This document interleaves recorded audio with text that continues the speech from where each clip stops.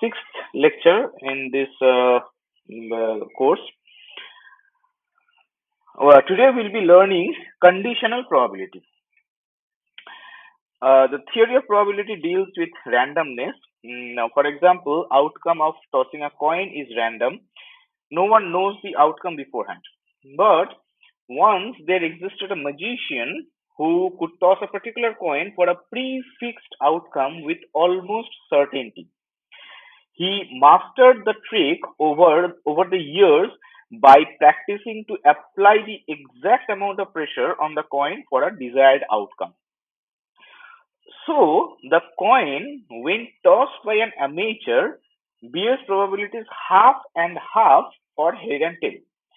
But in the hand of the magician, the same coin bears probabilities 1 and 0 or 0 and 1, depending on the whims of the magician. Hence, we can conclude that the probability is not an intrinsic property of the coin. It is not. It does not come with the coin made, factory made.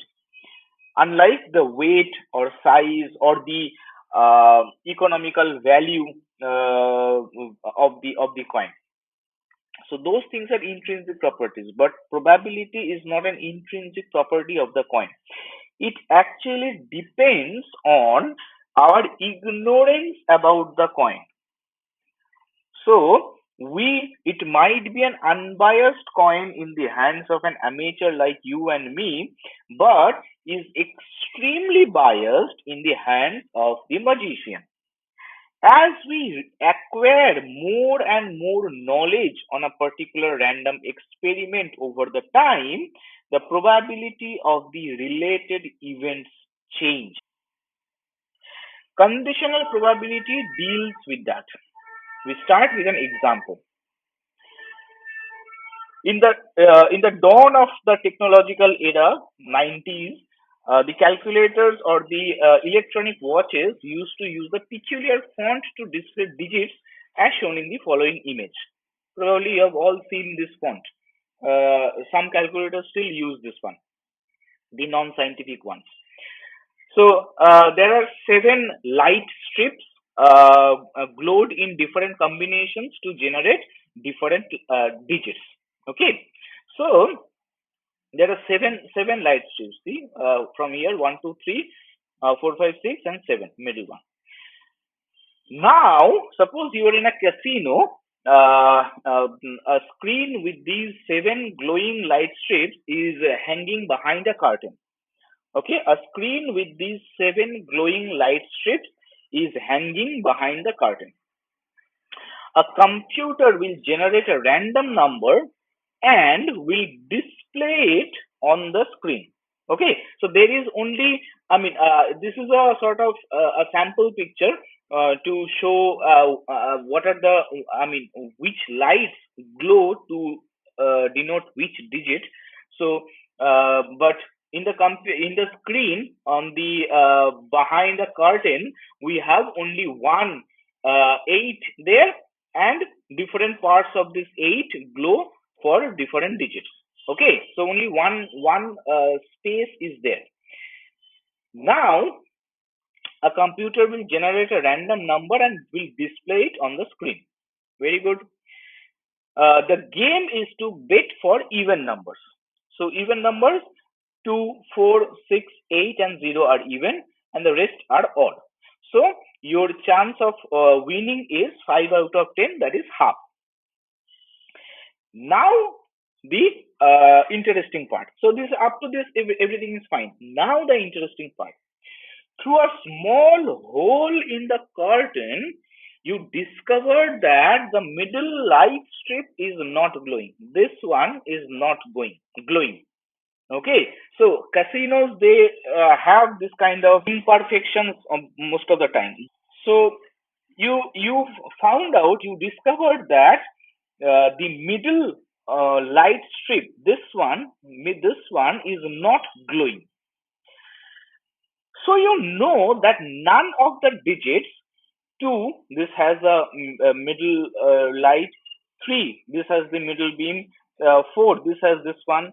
5, middle one. 6, middle one. 7, no middle one. 8, no middle one. 9, middle one is there.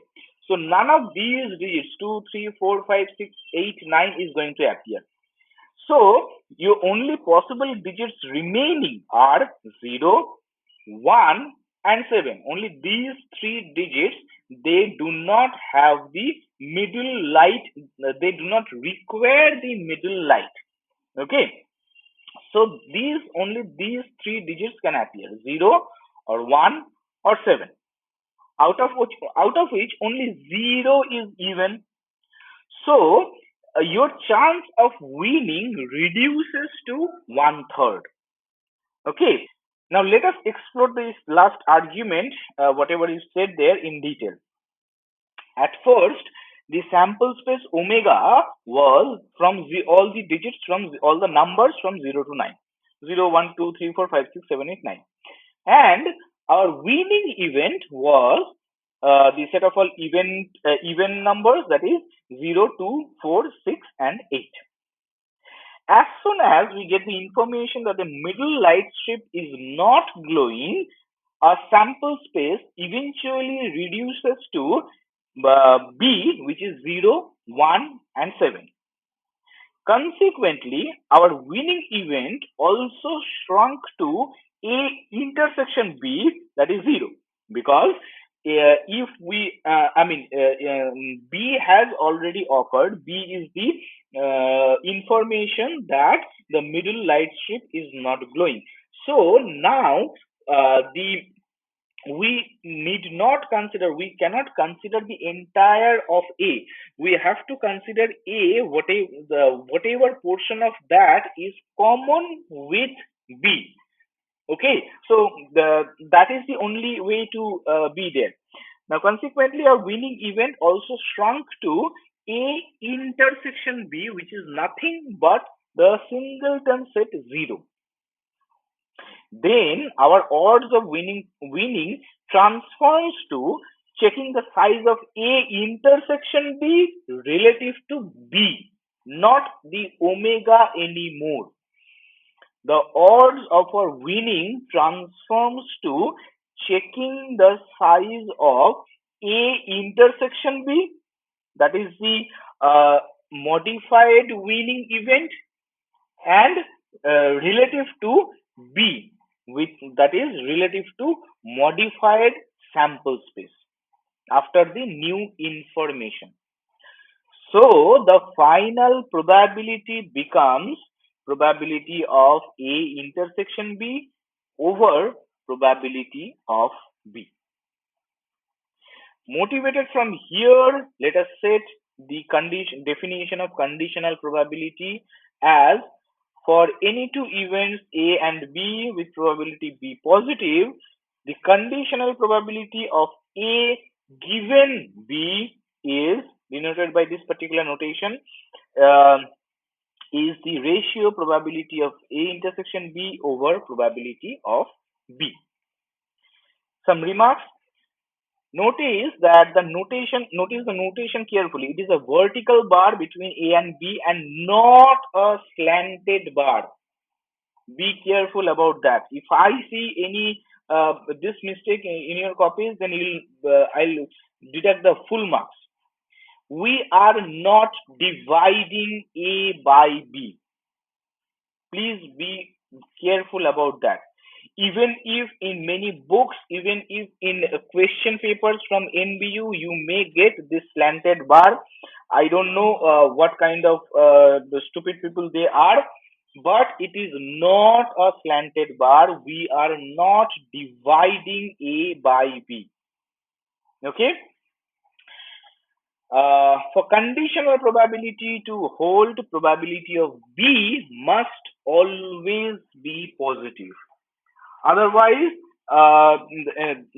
this definition does not make a sense. Also, if you think of it from with common sense, then also it is true that probability of B equal to 0 means B cannot occur. Probability of B equal to 0 means B cannot occur. But you are given the information that B has occurred, and after that you are trying to see whatever happens with A. So I mean it doesn't make sense that to have um, B is probability B is 0. Okay.